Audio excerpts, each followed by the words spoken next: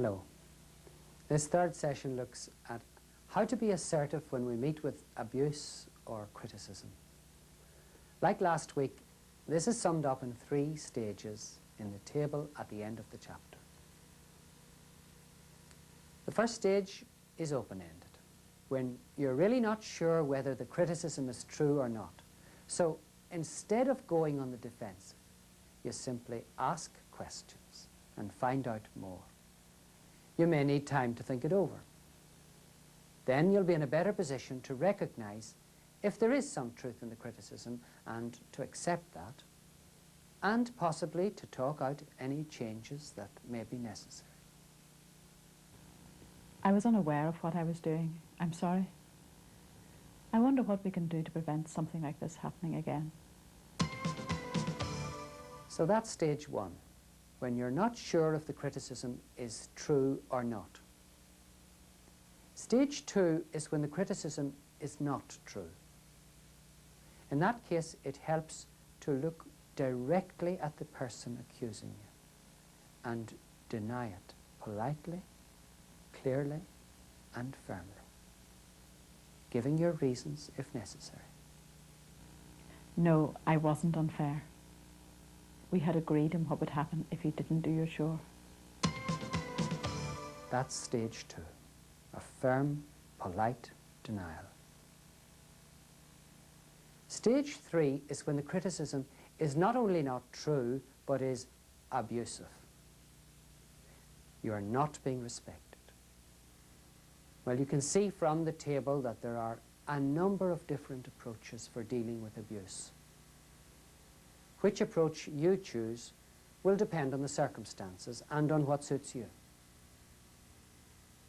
Asking a question can be a good way of helping your abuser to hear more clearly what they're saying and to be embarrassed by it.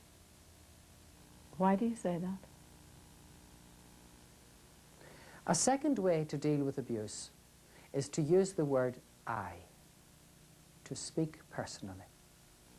I'm annoyed that you've blamed me without checking the facts. I don't like being treated like that. A third way is to use fogging. Maybe I should explain. If someone is abusive to you, and parents today have to take a good deal of abuse, then it's generally pointless to get into an argument. Very often, the abuser wants an argument. You can avoid it by fogging. That is, disappearing into the fog by neither agreeing nor disagreeing. You are so old-fashioned, I can hardly believe it. Maybe I am. Now, you see how the parent avoided taking the bait, avoided getting hooked into defending herself. Another way you can avoid being drawn into an argument is by using broken record, politely but firmly repeating the same phrase again and again. I don't accept that. Yes, I hear what you're saying, but I don't accept that. So, those are some ideas on dealing with abuse and criticism. As with all assertive methods, of course, our body language is crucial. We've seen, for example, that a good way to deal with criticism or abuse can be to ask a direct question. But the same question can be asked in many different ways. Let's see that for ourselves. The question here is, why did you call me stupid? First, aggressively. Why did you call me stupid? Now, can you see the glare in the eyes? Can you hear the anger that comes out when the voice is raised? Next, saying it passively. Why did you call me stupid? See the wounded look that lets your abuser win. Also the plea in the eyes, almost saying, how could you not like me? Next, saying the same thing in a dishonest, sarcastic way, almost as if I've no feelings. Why did you call me stupid? And finally, saying the same thing assertively. Why did you call me stupid? Notice that the voice here is quite calm and soft. It isn't raised, as in the aggressive approach, nor is it whining, as in the passive approach. See the eyes. It can be very difficult, of course, to listen to abuse, especially from one of your own children, without falling back on the old knee-jerk, aggressive reactions that you may have used for years.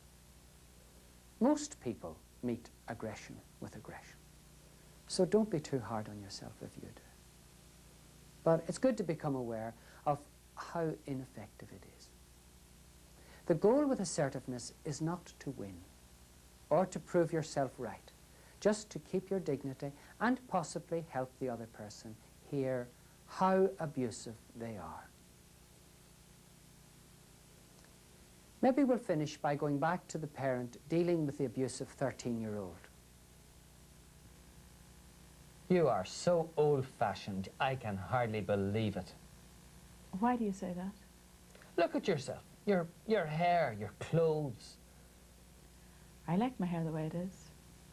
You don't like my appearance? It's not just your appearance.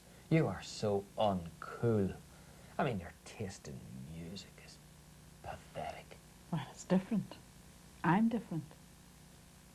Oh, why do you say it's pathetic? Oh, it's from a different planet. Like yourself. I respect your taste in music. I don't criticize it.